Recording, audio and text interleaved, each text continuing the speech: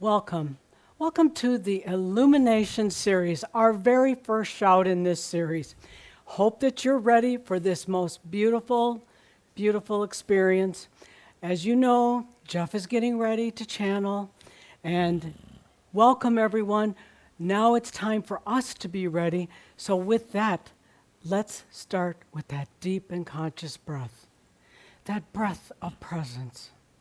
Breathing the I am here, I exist. I am that I am. Feel that. Flow with that. You know, we breathe and move throughout everyday life, but this is a special moment when you really, truly honor yourself. Breathing in, flowing with the energies, feeling into all of you. Let those energies flow into the heart of you. Breathe in and feel the energies that Jeff is ready to channel. It's there for us, each of us. Breathe it in. Allow it. Take that good deep breath. Feel as we get ready for this illumination. When the night has come, when the night has come and the land is dark, when the night has come, when the night has come and the land is dark, and the moon is the only light, and the moon is the only light, and the moon is the only light, we will see. When the night has come, night has come and the land is dark. When the night and the land is dark, night has come and the land and the moon is the only is the only light we'll see. No, I won't be afraid.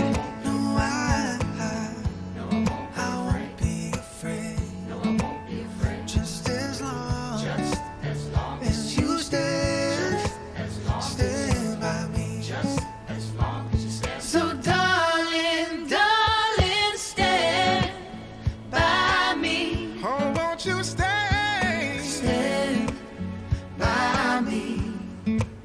Just as long stand by me. As you stand by me. Just as long as you stand by me. If the sky That we look upon should tumble and fall.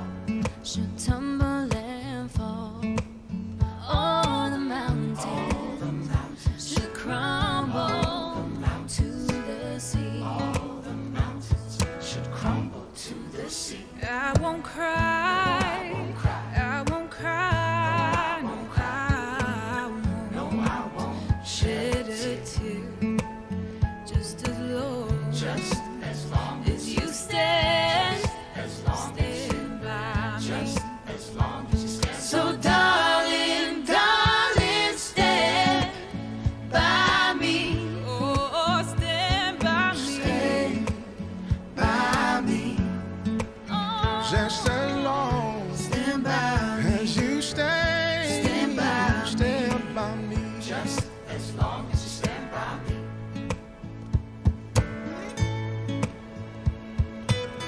oh, stand by me.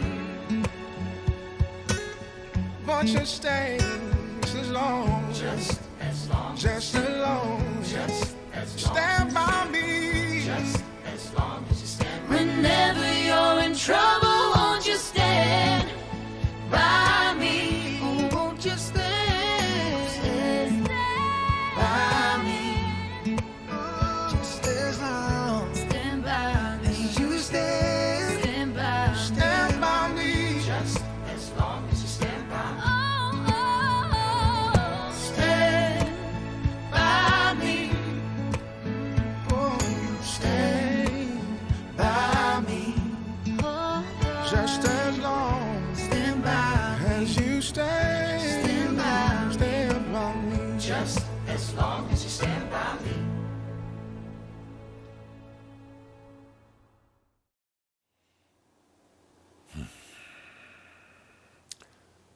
I am that I am.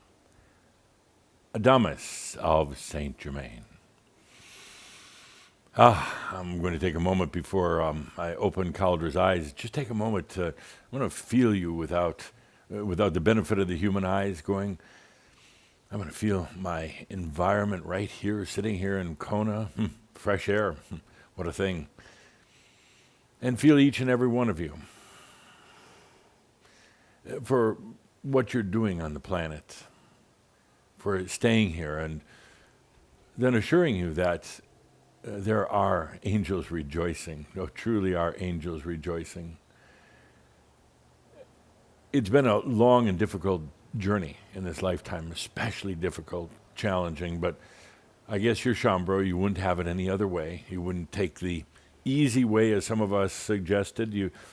It's not that you took the worst way, you just took a way that, was challenging, was like working your way through a giant emotional, mental, physical puzzle. And here we are, and truly there are angels rejoicing for the work you've done. Specifically, me, Tobias, Kathumi, many, many others, but those are the ones that are really standing by you. We've been with you the whole time.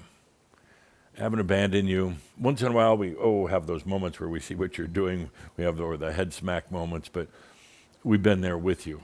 We can't tell you what to do. We can't even tell you what the future is exactly going to look like, but we can be there standing by you, shining our light to each and every one of you. You know, you'd feel a lot different if that light wasn't there. If we were off playing poker at the Ascended Masters Club all the time, or off into other parts of creation, or just being in our sovereign beingness and loving it, but we have a commitment to you, to stand by you. I said it in our very first shout when I came in back in, September 2009. I said, I'm with you every step of the way, whether you like it or not. We're standing by you, shining our light. Sometimes you wonder, I don't hear Adamus in my private time, or Tobias, Kathumi, or any of them. It's because we're generally not doing a lot of talking. We're just being there in light. And that light has so much more in it than all the words we could say. You know, words are wonderful on an everyday human interaction basis, but when you go into the higher consciousness levels, it's not about words. It's simply about letting your light shine, illuminating your light, and we are there for you. Imagine for a moment if suddenly we decided, we're tired of Shambra. We thought it once in a while, but we just retreated. We left. Feel that for a moment. What would it be like if you didn't have literally legions of angelic beings, and those of us who were human beings, and those of us who ascended from the planet, standing by you, letting our light shine? I know there are times you feel lonely, that nobody's there, but just imagine for a moment that we withdrew our light. What would that feel like? A few of you are saying it'd feel really good because then you wouldn't be there bugging us all the time, but I would feel very, very lonely. You would feel perhaps there was not an acknowledgement for your journey. There wasn't the compassion and comfort that is there when we're there. So I just want to remind each and every one of you that we are standing by you. We're not there to map out what you're supposed to do, how you're supposed to react. That's up to you. That's totally up to you. We're just there illuminating.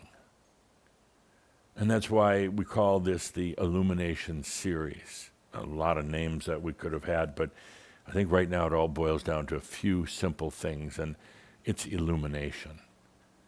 And we've talked about it for a long time. The Park Bench series, we've talked about letting your light shine. We had the recent Light of the Merlin event. It's all about letting that light shine.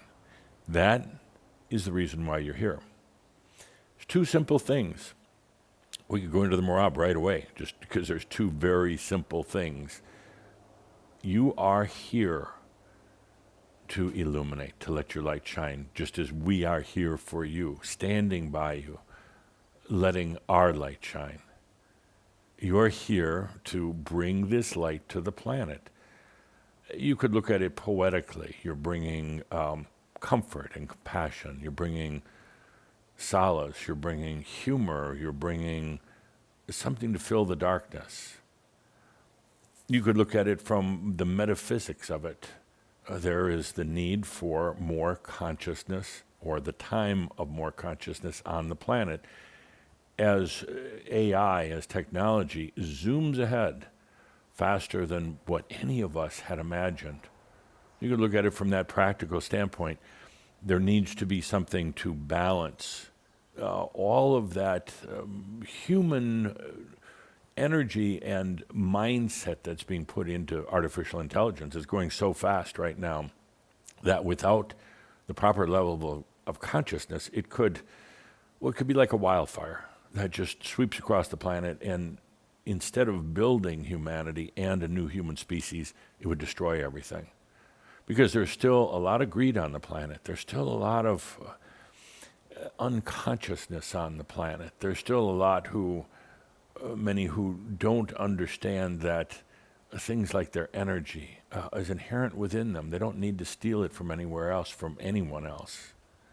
There are a lot on the planet right now who still feel the need to battle for things. And the basic battle on this planet is light against dark. And then it goes into other things. It takes morphs and other forms, and it's like the haves and the have-nots, but it's essentially light against dark. With your consciousness here, particularly at this time of machines, it tends to raise everything up to a new level. Sometimes that is a little disruptive as we get into those new levels. Things shake apart, fall apart, and it's not always pretty, and people do get hurt or even killed in it. But it is this very important time right now that you're here. 2 reasons to illuminate. That's it. Without taking sides, no agenda. We don't have an agenda when working with you, when standing beside you, other than to be there to show you that it can be done. It's ultimately up to you which path you take. Do you want an unhappy life? Do you want a life filled with lack and emotional pain? It's totally up to you, and we will honor that. Or do you want a life of joy and abundance and ease? And some of you, right away you're like, that's what I want. But funny thing is, when it comes choosing time, oftentimes you take the hard path. You say, well, I'll just take a little harder path to really know I did a good job. No pain, no gain. No moan, no growth.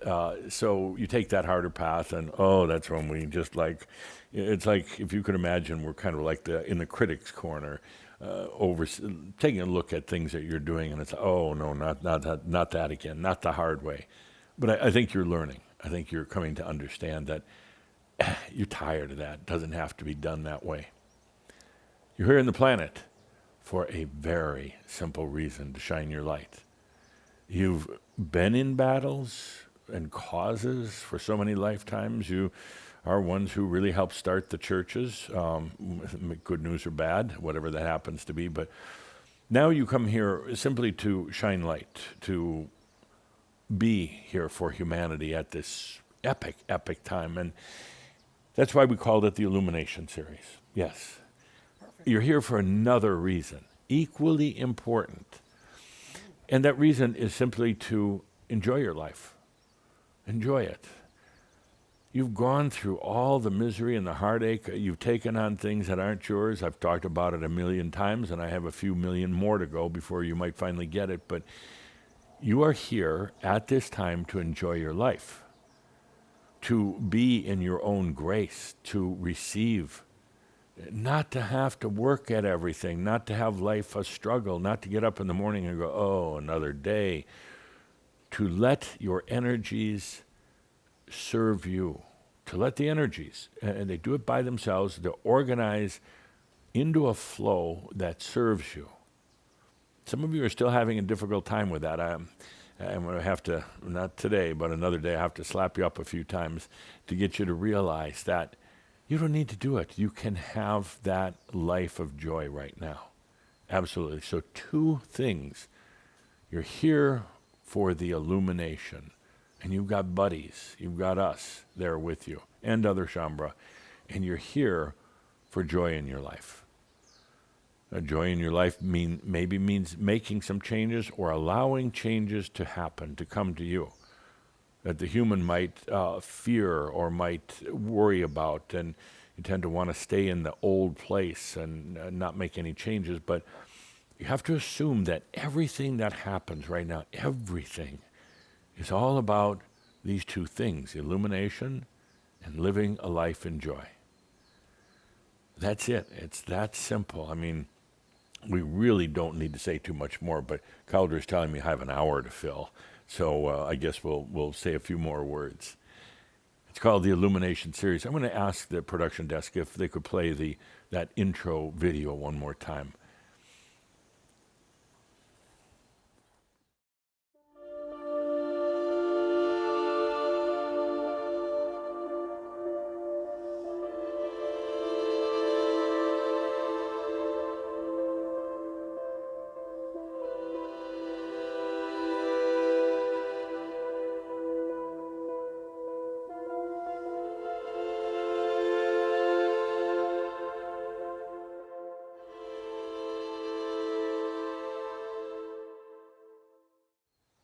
Good, thank you. Beautiful, beautiful. And Calder's telling me that was AI generated, but big deal. I mean, to work with AI, there has to be the consciousness factor, consciousness component that fits in. Calder wrote about it in his recent article. It doesn't do it by itself. It might at some point, but right now it doesn't do it by itself. There has to be a human present. And that human is maybe typing things in, prompts into the software program that then gets the software to go out and find the appropriate elements and bring them back, combining them or compositing them. But it still takes that. But while that's happening, there is a light shining. And that light is illuminating from the person putting in the prompts. Therefore, what you're getting back goes beyond just pure, the pure digits. In other words, it's not just the AI going out and looking at certain elements. It is being guided, or it is being enlightened by that human that's sitting there putting in the prompts. The more enlightened the human, the more they illuminate, in other words, allow themselves to open up, the bigger difference you're going to see in working with AI, the more depth you're going to see in it. You could do a test, and I hope some of you even try this at some point, working with AI, let's say a software program for graphics or video. You have 5 people all working at it independently, putting in the exact same prompts and seeing the outcome. The person with, and I don't mean to be judgmental, but I'm just being aware, person with the least amount of consciousness, that's the most closed down, has the lowest light emanation factor coming from them, will have a very, very different outcome than the person with the highest level of consciousness and illumination. So you're going to see a big difference, and you can study this. You can study it with 100 participants. The question is, the biggest factor is, how do you determine the level of somebody's light, how much they're illuminating? And that's, you can't quantify that. You can only sense it. So that's going to be kind of the hidden factor in it. But the fact is that you'll be able to see the difference. You're here to illuminate, to shine. And when you do, you're also shining on your own life. You're not like skipping over your own life and then passing this on to the rest of humanity so they can see their potentials. You're actually illuminating yourself first. It has to go through you. This light opens up you. It opens up your mind. It opens up your biology. It opens up your spirit, your creativity, your potentials. It comes from you, goes through you into every system that you're comprised of, and then it goes out to humanity. So in a way, you're also doing it for yourself. Now, in coming up with the name, the information for this series, and I hope you like the graphics, I love colored or it. put them together, I absolutely love it. with me standing by him as he did to make Oh, sure of he course it got had your it right. influence, The first yes. few drafts he put together were not quite to my liking, but we Oh. worked together as It's I so nice that he's willing. stood over his shoulder. Yes. And, well, he had a tendency in putting together the main graphic, maybe we could show that on the screen, to make it too complex, throwing all these elements in there, and there's all this other stuff, and it's like, right now it's about coming back to simplicity and design, energy design, whether it's creating a graphic like this or whether it's just in your own life, coming back to a place of simplicity. You don't need to clutter it up. It doesn't make it better to have a lot of clutter in there. Then you have colliding, competing elements of energy and energy design. Start with core simplicity. And when you do, when you start with the simplest of energy designs in your life, I mean the really simple ones in your life, put that out into manifestation, into reality. Then if it needs anything else, if it needs a little balance over here, a little bit different energy there, if it needs some like accoutrements or embellishments here and there, they'll find their way into it. But start out with the very, very basic, simple energy designs in everything in your life, with your body. Oh, some of you, you get so complex about your body. And then you have to add this and add that, and you have the certain diets and supplements and everything else. Keep it really simple. Keep that palette very, very simple. Then if something else is needed, your own consciousness will call it into being. In different ways, of course. Sometimes you just realize, that needs another element over here. But start with the simplicity. So we have a very simple icon for our Illumination series. Very, very simple. And it's basically an element I've been talking about in Kihak. Very simple, ancient element.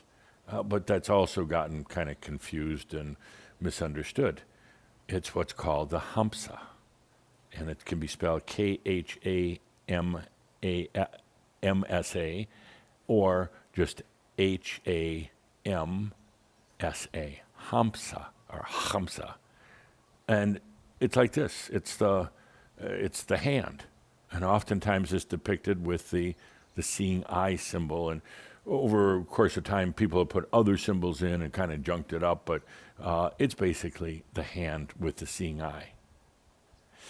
It's kind of misunderstood right now. It's an ancient symbol. It goes back to old Egypt. And actually, if you really trace it back, the origins of it are even before the Egyptian civilization, not too long after the Atlanteans started coming back up to the surface of the earth. It's misinterpreted right now as being a symbol to ward off evil. Not at all, not at all. First of all, you don't ward off evil. Now suddenly you've created a duality. You've created a conflict. I have to ward off evil. You're giving evil, darkness, whatever you want to call it, credence. You're feeding it if you have to ward it off like that. Some say that it's a symbol of prosperity and abundance. To a large degree it is. But ultimately, if you go back to the very origins of the Hamsa, all it means is that you are allowing yourself to be in the flow of life, your life. It means you've accepted the divinity, that the seeing eye in the center. You've allowed the flow of grace into your life. You no longer have to take that lower path of human life and consciousness where you're constantly battling, constantly having to make decisions. And for every decision a human makes, there's always the potential, there's always the judgment, potential or not. Was I right or was I wrong? So it's that criticism that one is constantly hearing from their mind with the Hamsa symbol. It simply means you are in your divine flow, human, divine, together.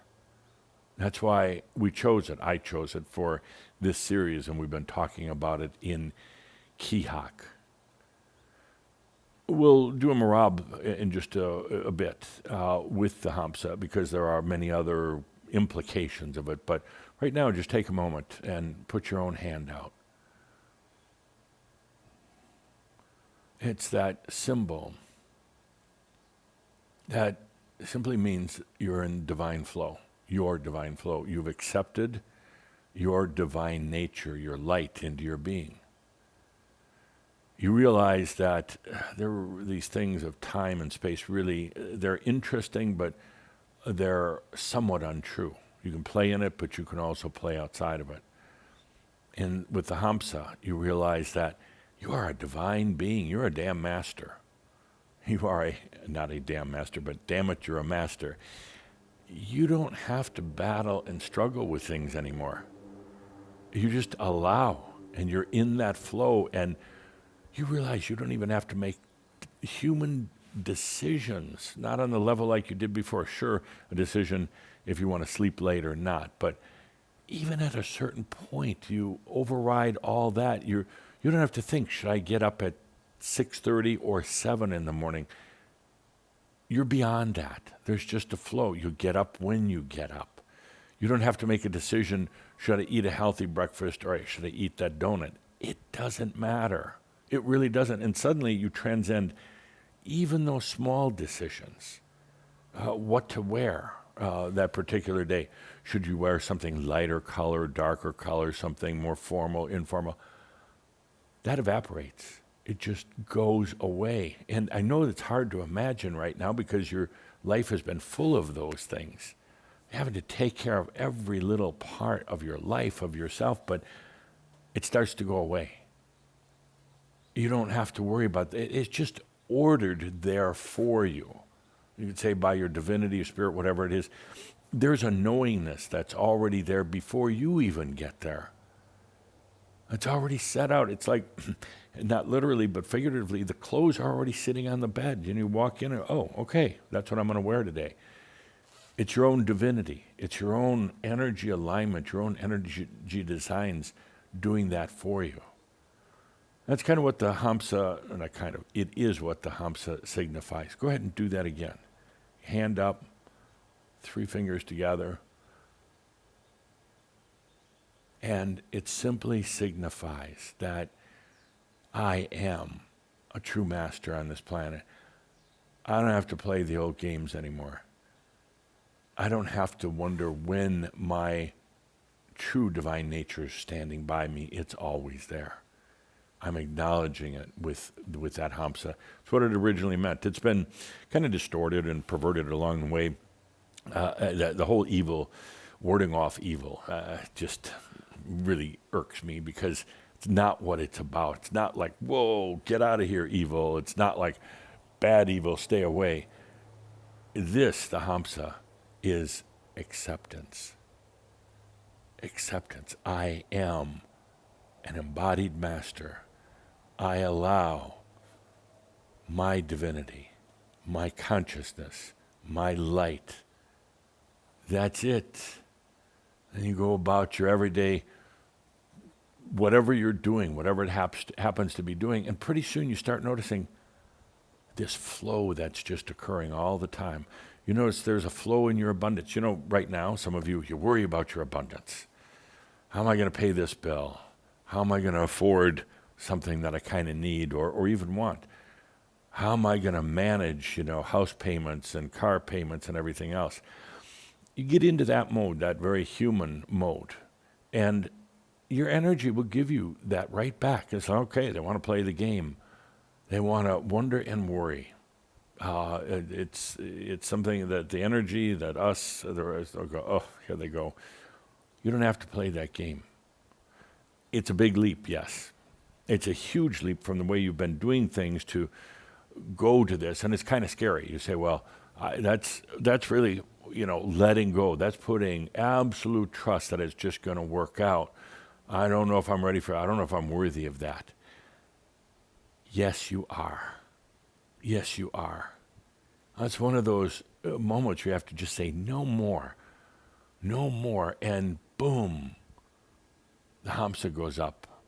It's spirit in motion. It's living together as the master is the human, as the soul, all together.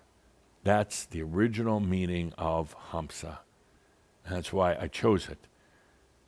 Carefully chose it for this series, the Illumination series. You illuminating to yourself and then letting it go to the planet. Now, what's interesting to note is that Hamsa is also associated with the Middle East. A lot with the Middle East, even though it emanated from Egypt, but even before then and into other places. But right now it's closely associated with the Middle East. Both the Muslims, the Arabs, the Israelis, the Jews, use that for a sign. It's a sacred and holy sign. And isn't that interesting that here we are on this Shoud on, what is this, I have a tough time with the calendar, October 7th, I believe, 2023. To me, it's not really relevant, so I don't pay a lot of attention to it, but here we are on this day. And the new war has started in Israel. Now, I'm going to say a few words about it. I want you to understand very, very carefully here. There are no picking sides. It's not what we're here for. Yes, be aware what's going on. Whether you read the news or wherever you get your information, obviously there's violence. Obviously, a lot of bombs, a lot of killing, a lot of fear that's taking place right now. It's not for us to take sides. We, the angelic beings, we don't organize in the Ascended Masters Club and say, okay, all those in favor of Israel over here, all those in favor of Palestine over here. It's not like that. There's a much bigger picture. Neither side is right, neither side is wrong. The only thing that's happening right now, feel into it for a moment. What's happening right now is a huge change. A change of history, because this is all based on a long and suffering history on this planet and before. The issues that you're seeing in the news right now go much, much further back than 2,000 years ago or 1948 when Israel was made an official state. It goes far, far beyond that. And what you're seeing right now in this land of the Middle East, I just started the other day, is what I'm going to call probably the second to the last battle or war in the Middle East. Might even be the last one, but I'm going to roughly, loosely predict it's the second to the last battle that's taking place. Here we are about 6.5 months into Heaven's Cross. You've all been waiting for something to happen. Well, it's happening. The depths of this conflict go so far back prior to Earth, back into the ancient angelic families. When the soul beings, the angelic beings, were first grouping together, there wasn't a family lineage, there wasn't history, but they found groups, 144,000 angelic families formed, some very large, some not so large. And there was one called Hapiru, Hapiru, Hapiru. Both the Palestinians and the Israelis come from Hapiru, come from this same angelic family, and they have been fighting about as long as any of us can remember. It's a family fight. Brother against brother, sister against sister. It goes way, way back. And the origins of it, the reason for the very fight was in this group of Hapiru, there was basically a desire for acknowledgement by some of the original members of the family. Some felt that they had more to offer in terms of leadership for that angelic group. Some of them came there with agendas for that group. They wanted that group to be the preeminent, kind of the elite of all the angelic families. That basic consciousness stuck with Hapuru for a long, long time, and it is actually still present. But within that desire to be elite, to be the leaders, there were ones who wanted to be the leaders of the leaders. And the clashes started there. One of the original power clashes in all of creation was right there. And again, don't think in terms of original Hapuru being either Jewish or Muslim, whether Palestinian or Israeli. That didn't exist back then. It was simply grand angelic beings, kind of, you could say in a way, lost in their own light or lack of light, and starting to fight, starting to want acknowledgement, wanting acknowledgement from other members of the spiritual family. This created factions within Hapuru. But it's interesting to note, even while it created factions, in a way it strengthened Hapuru even more than ever. Because any time another angelic family would try to intervene to do anything, suddenly these two forces, or multiple forces within Hapuru, would gather back together again and fight that other angelic family. And this has been going on forever. It is one of the... Caldra is wanting to stop me, or I'm going to have to take him out completely if he keeps doing this. What I'm saying, Caldra, it is very clear and true. So these, hang on a second, I got to go slap him up a little bit. He's got too much agenda in this. Okay. So with this angelic family of Hapuru, with all the fights that are going on within it, it was really almost the origins of original power struggle and battle. And even though they were fighting amongst themselves, it caused them to get stronger, more determined in what they were doing. The internal battles were one for acknowledgement or power, ones that would help determine which way the family of Hapuru went at some point. And I know some of this sounds very human-like, but these very qualities that you now have as humans, you didn't just invent all these right on the planet here. So many of these came from the angelic realms. And you could say that Hapuru was one of the main reasons, this angelic family was one of the main reasons that everything started slowing down in all of creation. Even outside of the physical realms, things started slowing down. Don't think in terms of time and space, but think in terms of experiences. Think in terms of sequences that you go through in discovery. This started to slow down because of this dynamic, almost a gravity coming from Hapuru, and they started taking on other angelic families, not battling with guns and knives because they didn't have that, but battling with energy, trying to steal energy, to take energy. And while all this infighting was going on, it was actually fueling them then to try to take it from others, and great battles, energy battles, erupted across all of non-physical creation. Non-physical simply wasn't there at the time. This very element slowed down everything in all of creation to the point where it raised great concerns with all the other angelic families. They realized that energy wasn't flowing, moving in its natural way anymore. Now it got bumpy, it got stuck. It started almost trying to cannibalize itself, to fight itself, just as Hapuru was fighting itself.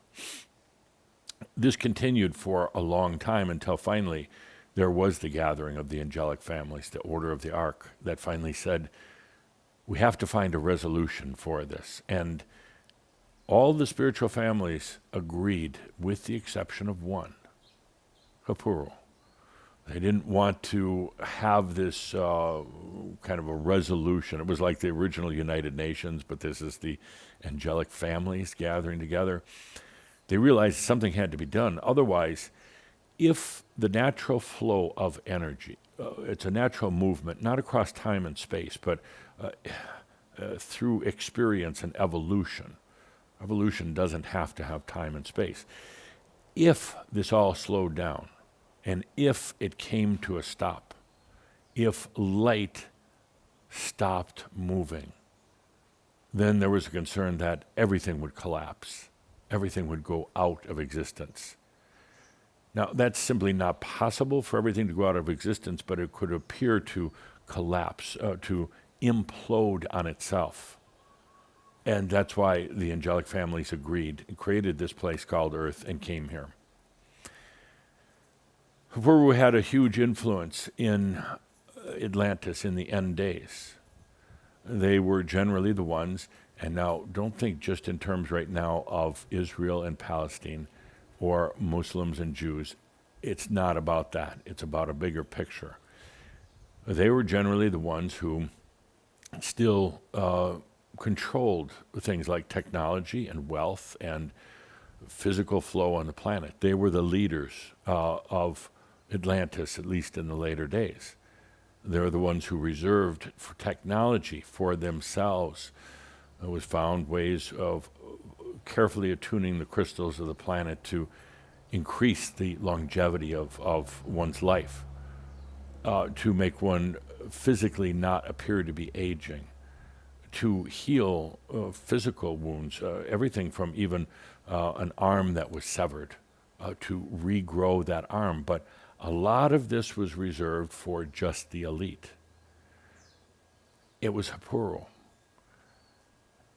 When the religions of this planet formed roughly 5,000 years ago, they didn't used to be religions or even really an understanding of God, but when the religions started to form, it was Hapu who came into those religions right away. Not necessarily to take them over, but to I guess you could say, take their rightful place. And there's this very region right now of the Middle East, of Israel, of Jerusalem, that became the epicenter, ground zero for your modern religions right now, Christianity, and also the Islam, the Muslim faith, and Judaism.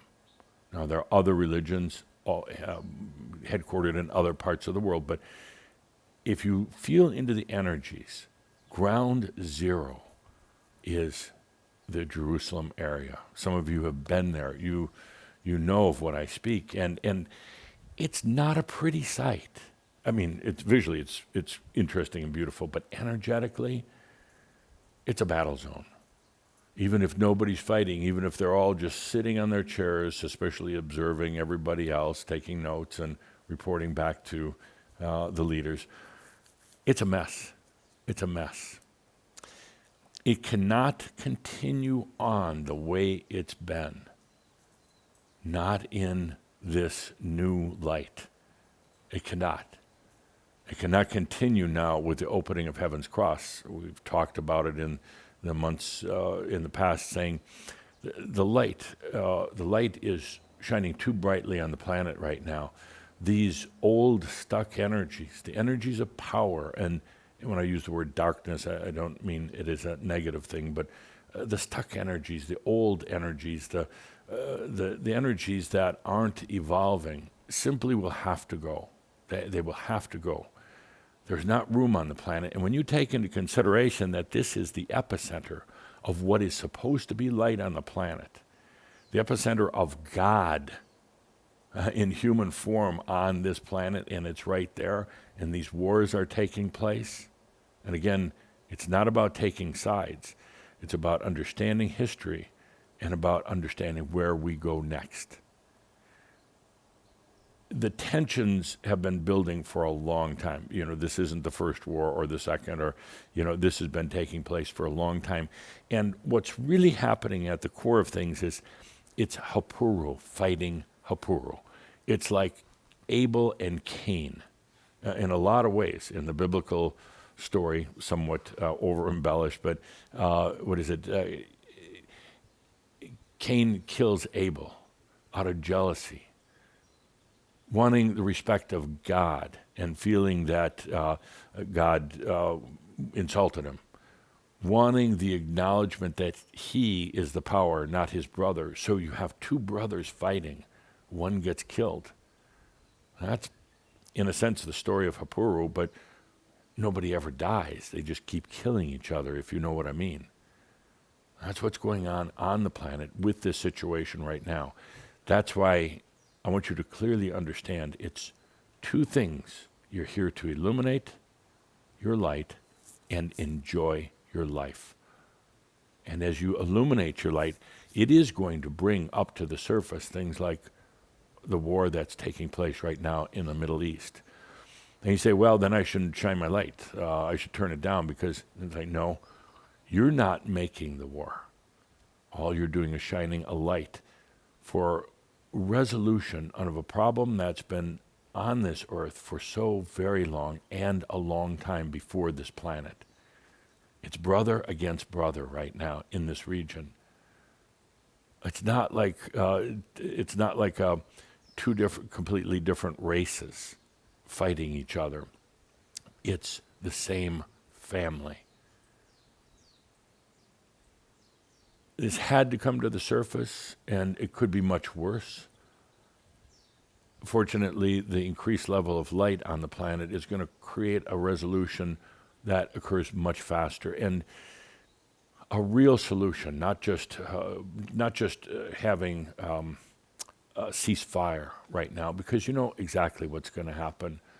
If there's a ceasefire a year later, it's going to pop up, or 2 years later again. And right now is this time on the planet for there to be a definitive end to this. There are enough of you, even, who come from this family of Hapuru, who are still living in that region in the Middle East, now to shine your light. It's not about whether you're Jewish or Muslim or anything like that. It's not about taking sides. And eventually, neither side can win, not according to their goals, to what they're trying to accomplish. They can't. But what can happen is there can be an awareness of why they've been fighting, a family fight. And you know, those are the worst, family fights. Many of you have seen it within your own family, vicious fighting, or within your spouse or partner's family, and they're the worst.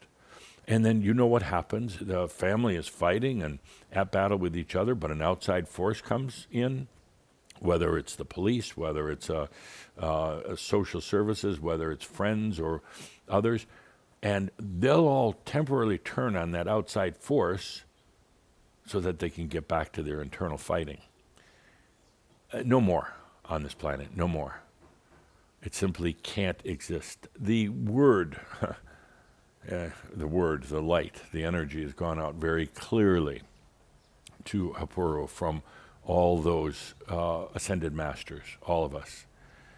We're not directing our light, but we are making sure that our light is noticed by those who are perpetuating this fighting, who are holding God hostage. Holding God hostage in this land of the Middle East. Not letting the whole concept of God, religion, what is sacred and what is holy, evolve. So in a way, it's not just about Hapuru, it's about all the religions. They're all kind of sucked into this vacuum in Jerusalem, and they're all caught in this. The light is needed right now, not to hopefully one side will win over the other, and not even for a ceasefire, because a ceasefire is just procrastinating or delaying an issue. Right now is about the time for real resolution. I ask you to look at yourself. I ask you to look at, I'm going to say, the Hapuru within you, not necessarily that you come from that angelic family, but your own family of your human self, your past lives, everything else. Look inside at the battling that's taken place, what you've had to endure from your aspects. the battling, the fighting that's gone back and forth, and has it made for a better you? Not really. It's destroyed your bodies in a lot of ways. It's caused you incredible mental suffering and trauma. And you feel into that whole issue, the battles within the self, the battles for light and dark, the battles for even leadership within yourself, leadership within you. Who's going to win? Which aspect? How do you even know it's you? You ask yourself. When I know you know. How does that resolution come about? More fighting? No.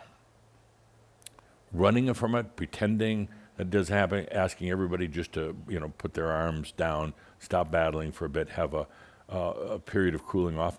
You know what happens when you do that? You ask all these crazy parts of yourself to settle down for just a little bit because you're so exhausted. And they do. What are they doing, though, when they settle down? They're rearming. They're getting re-energized, ready for the next battle. So that doesn't work so well. What works? What brings that resolution? What causes these ancient battles within yourself to cease? Feel into that for a moment. Come back to that in just a minute, but really feel into it for a moment. It's not fighting it. It's not trying to counsel all these things. It's not trying to do therapies and trying to feed yourself nice words. You realize none of those really work, do they? They're temporary, but then the battles come back again, just like what we have taking place in the Middle East. I say this is probably the second to the last big war in that region.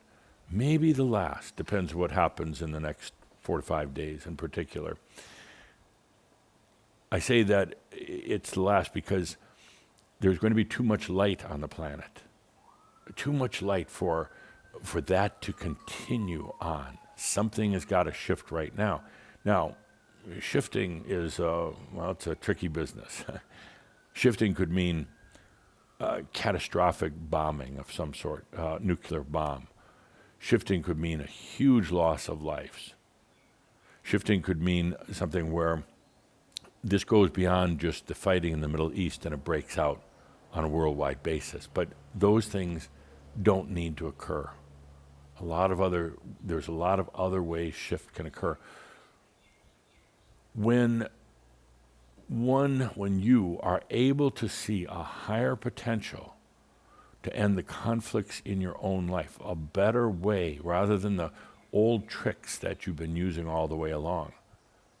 When the light shines and you're able to see there's another way to do this without the conflict, without the suffering, without the destruction, you'll generally take that way. And it's the same way right now with what's happening in the Middle East.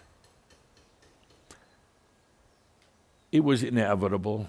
It's not a surprise that this is taking place. There is so much pressure and tension that is building up that goes all the way back to the angelic families. With the illumination from conscious beings on the planet right now, with that light coming in, this could be the end of the conflict in the Middle East, of taking God hostage, emanating from the Middle East and from the religions that sprang from there. It could be the end of the Happuru battle, brother on brother, and finally some type of resolution. That's why this is the Illumination series.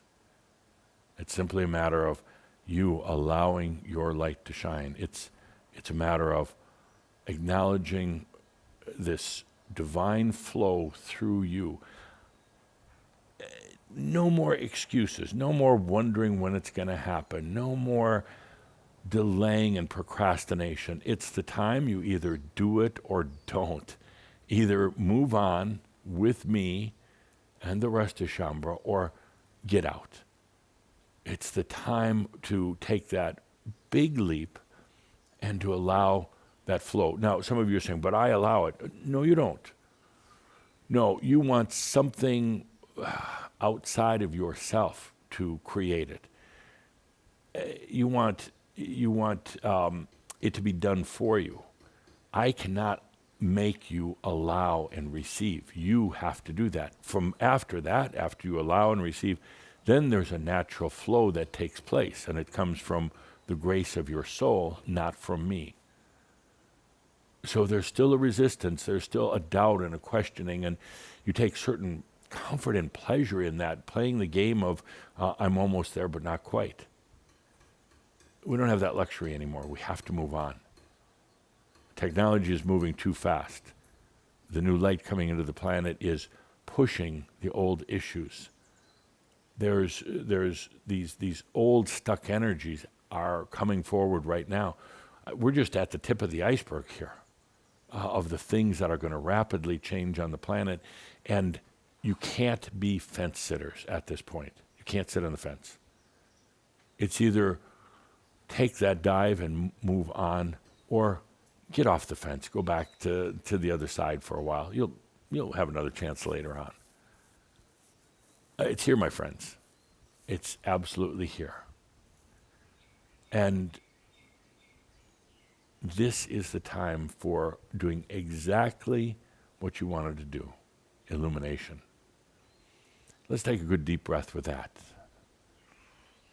I know it raises a lot of questions about Hapuru, but I want you to remember, it's a family fight. It's not, there's no difference between the Palestinians and the Israelis. They're, and ultimately, yes, of all races and all cultures, but this is a key one. This is the key from long before there was ever a planet Earth or an order of the Ark. It's an ancient and Caldera, it is the original battle. And it's being enacted right now on your planet at this time of rapid technological advances and everything else happening. Let's take a good deep breath and let's put on some music for our Marab of Hamsa.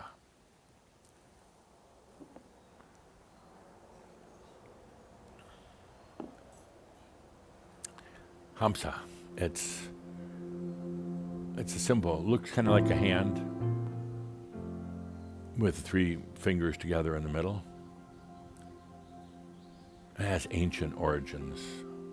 Yeah, long before either the Jews or the Muslims used it, although it's very prevalent in the Middle East right now. Again, no surprise that we'd be having that as our symbol for this series. We didn't just create this yesterday, but this is in the works for weeks and weeks, long before the current tensions broke out. And in the origins of this, there's a lot of symbolism. When the hand is like this, it means I accept my light. I accept the awareness of my light. It means that you are realizing that you're a conscious being and that you don't have the strings of a puppet attached to you, that some other being or even maybe a unknown soul is pulling and shifting. I accept the awareness of my light, of my being. That simple. And then, when the hand is turned, I accept the wisdom of my darkness. And it's not really darkness after all. It's things that you haven't loved about yourself. It's your critical nature of yourself. It also represents the unknown. An unknown sometimes is filled with fear, but I accept the wisdom of my darkness because there is wisdom in there. Everything that you'll ever go through, whether it's on the angelic realms or here on earth, will eventually be transmuted into wisdom. Ultimately, there is no darkness. There cannot be. There can be eyes that are closed. There can be fear of the unknown, but ultimately no darkness. I accept the wisdom of my darkness. So from here, I accept the awareness of my light, the I exist, I am. I accept the wisdom of my darkness. And then a hand like this, palm up. I accept and receive my joys, my true nature, my joy of being in the human form. I accept that. So it's like this for the light, this for the dark, this for the receiving. Take a good deep breath. Let's do that together. Yeah, it's very simple, kind of symbolic, has ancient origins, but how appropriate right now. Now, you're not pushing back, you're accepting that light. Aware of your divine nature, where you came from, long before you took on human form, aware of your own Holy Spirit, your divinity. Take a good deep breath and feel into that. And yes, I would suggest you hold your hand up for maximum impact. I accept it. I receive. I'm aware of my light. I am that I am.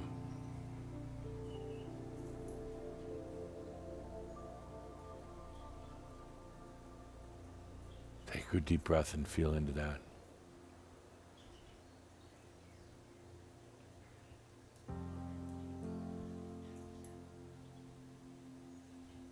It's pretty simple. You don't have to work at it, except if you're holding your hand up, it's a little bit of work, but it's pretty simple.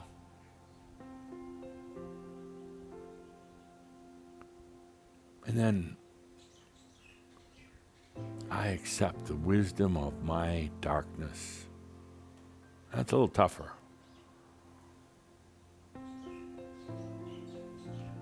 Because here's, things you don't love about yourself, your mistakes, your fears, fear that your darkness is stronger than your light. Now, it's things that haven't received the light yet, but when they do, they will go to wisdom. I accept the wisdom of my darkness.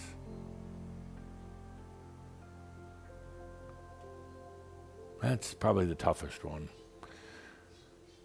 There's still a desire to look at yourself as being bad or having done terrible things, but it's simple. I accept the wisdom of my darkness. And it's kind of like catapulting yourself into the future when you finally get it, and you realize there was never really a darkness.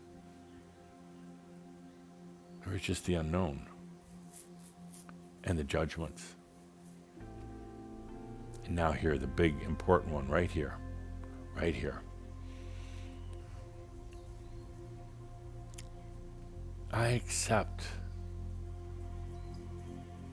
my worthiness as a human. I accept my worthiness as a human.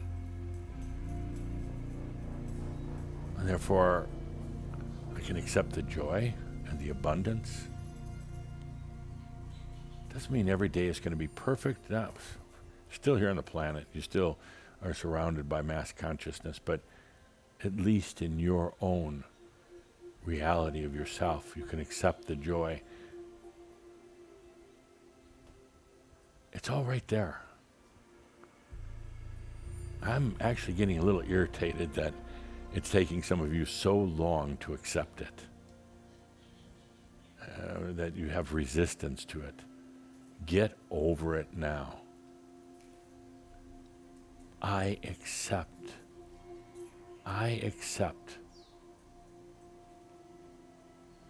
my worthiness. You're the only one that can do it. We can stand by you all day long, and that's flat out. That's not a compromise or a negotiation, or it's not acceptance by degree. It is acceptance of your worthiness.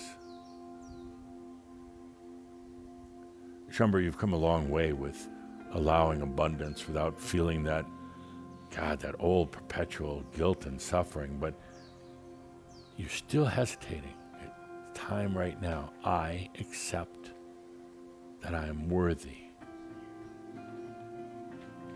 That's it. And then what happens with Hamsa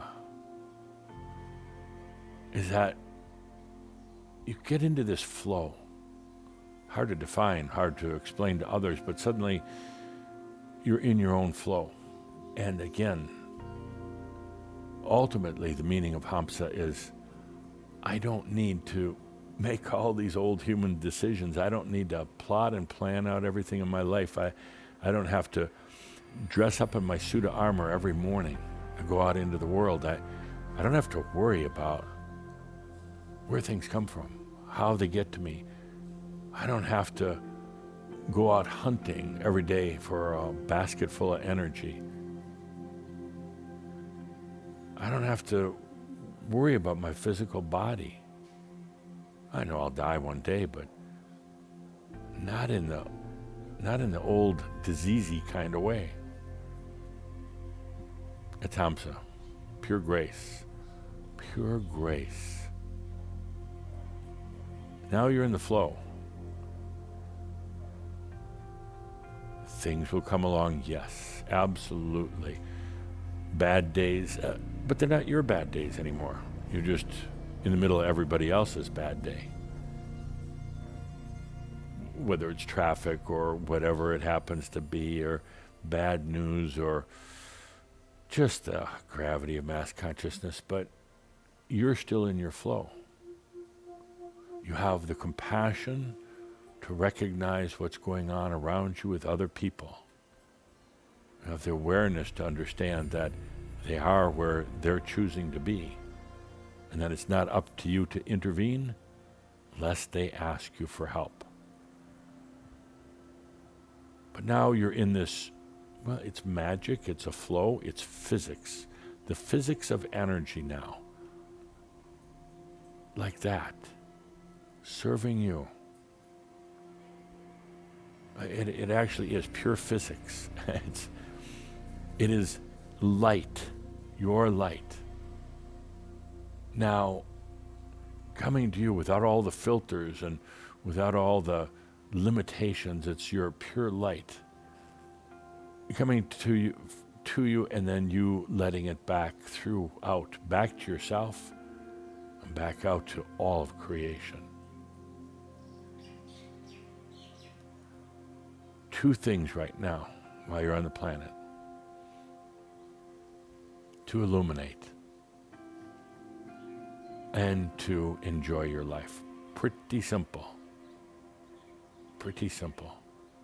It's a basic energy design. Let's take a deep breath together as we begin our Illumination series.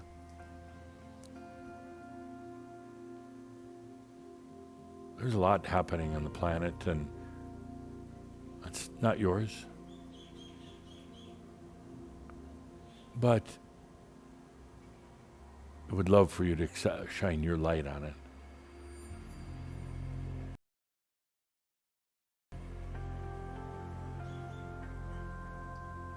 What happens here also is, as you really start to get it, as you let that light illuminate, there becomes such a passion. Many of you are used to passion being associated with doing something or accomplishing something, you know, whether it's a hobby or building something or whatever. This is a different type of passion.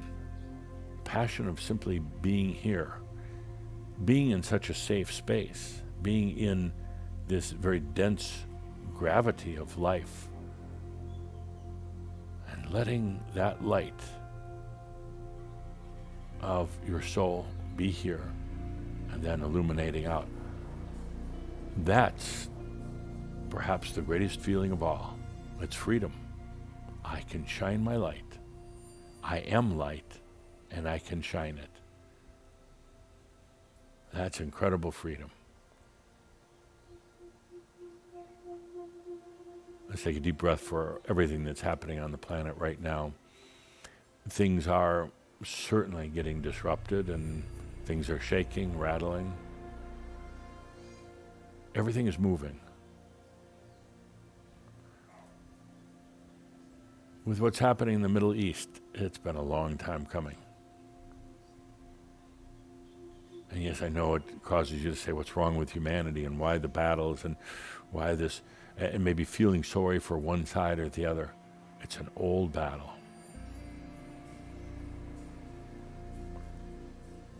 If I was on Earth right now as a human, oh, how I would love to just shine my light. I would open up, wide open, and just blast it with light. I mean, not with an agenda, not trying to do anything, but I would say this is such an incredible time and an opportunity right now to go beyond this ancient issue of Hapuru. Frankly, I'm tired of them. I really am. Fortunately, the spiritual families are disbanded, but they seem to still have some glue to them. I'm getting really tired of it, and I know in the new light it simply won't be allowed. Not these games, not this power, not this control. And I'm tired of the God battles on the planet. I'm really tired of them. And the wars you're seeing right now, they're at the very ground zero of the religious control, the God battles that are taking place. Let's shine our light today, right now. Let's shine the light. Again, not taking sides.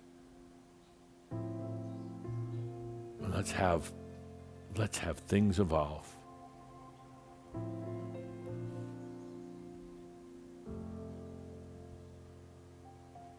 So how do you bring resolution, even to your own issues that seem to have been haunting you for a long time, things you've been battling? How do you bring that resolution? First, it's about being aware of what's really happening. In this case, the ancient families of Hapuru, their history, what's happening. It's not about just the past 50 years or whatever. It goes way, way back. It's about being aware of that. And then it's about releasing the duality, one God against the other, one human culture and religion against the other. It's about releasing that, the duality, because duality is what creates gravity. Gravity is what holds things together. When we have an ancient issue that goes back this far, the gravity is intense. The gravity within your own issues in your own life, the battling back and forth, the aspects, the past lives, the questioning and the doubting, the human versus divine, the human versus human. It's all held together by gravity. Light overcomes gravity.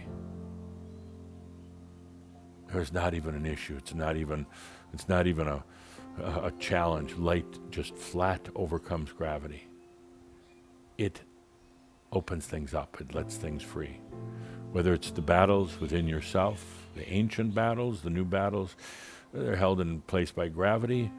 And the more you fight it, the more the gravity intensifies, and you bring in some light, and that gravity goes away. Gravity is just something that you could say solidifies a story. I mean, gives the story a base on which to have its story.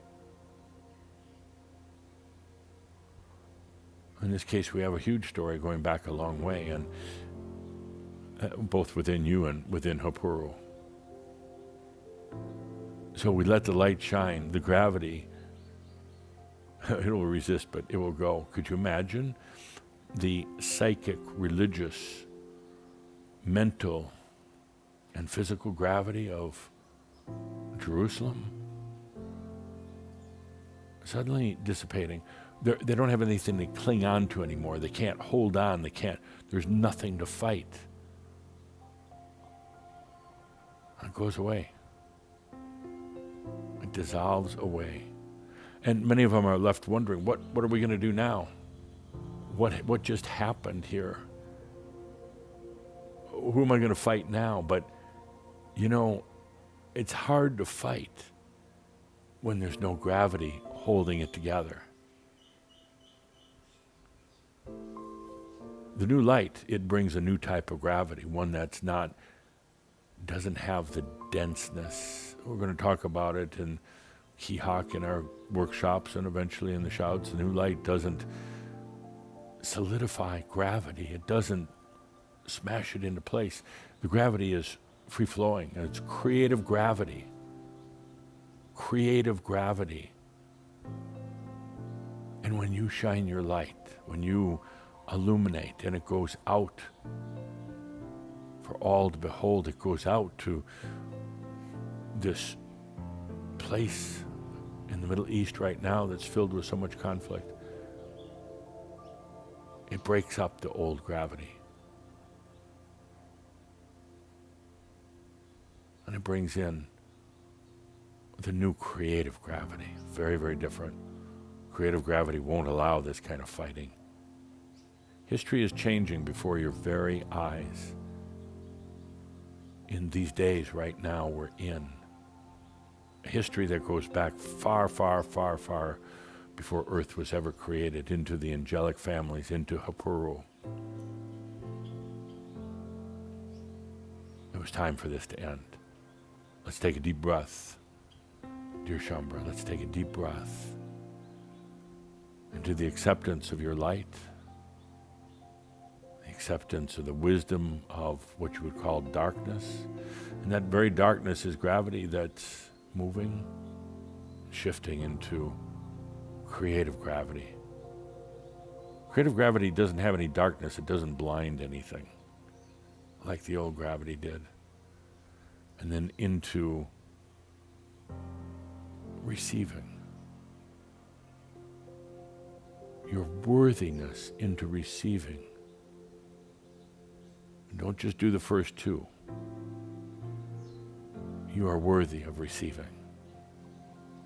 The more you receive, the more light you illuminate. With that, dear Shambra, let's take a good deep breath together. I would like to let the music play out in this shout. I'll be stepping out here in just a moment. I'd like you to spend a little moment here with yourself. Two things: illumination and your joy in life. With that, on behalf of all of the rejoicing angels, oh, you don't know what this means to them. This Hapuru thing has been too long, and they see an end to it. And they are rejoicing for all those who are ready to illuminate. With that, I am Adamus of Saint Germain. Thank you.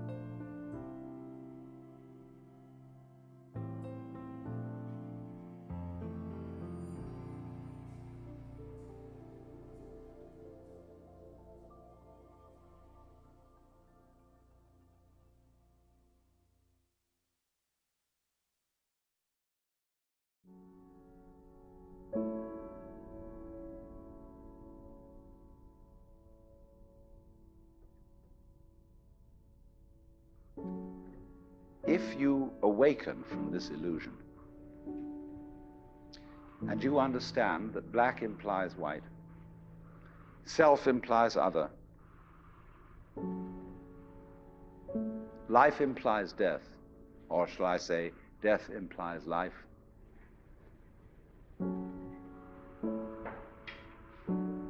you can feel yourself not as a stranger in the world, not as something here on probation, not as something that has arrived here by fluke, but you can begin to feel your own existence as absolutely fundamental. I'm not trying to sell you on this idea in the sense of converting you to it. I want you to play with it. I want you to think of its possibilities. I'm not trying to prove it. I'm just putting it forward as a possibility of life to think about. So then, let's suppose that you were able every night to dream any dream you wanted to dream. And that you could, for example, have the power within one night to dream 75 years of time, or any length of time you wanted to have. And you would naturally, as you began on this adventure of dreams, you would fulfill all your wishes. You would have every kind of pleasure you could conceive. And after several nights of 75 years of total pleasure each, you would say, well, that was pretty great. But now let's have a surprise. Let's have a dream which isn't under control. Well, something is going to happen to me that I don't know what it's going to be. And you would dig that and come out of that and say, wow, that was a close shave, wasn't it? And then you would get more and more adventurous, and you would make further and further out gambles as to what you would dream. And finally, you would dream where you are now. You would dream the dream of living the life that you are actually living today. That would be within the infinite multiplicity of choices you would have, of playing that you weren't God. Because the whole nature of the Godhead, according to this idea, is to play that he's not. So in this idea then, everybody is fundamentally the ultimate reality. Not God in a politically kingly sense, but God in the sense of being the self, the deep down basic whatever there is. And you're all that, only you're pretending you're not.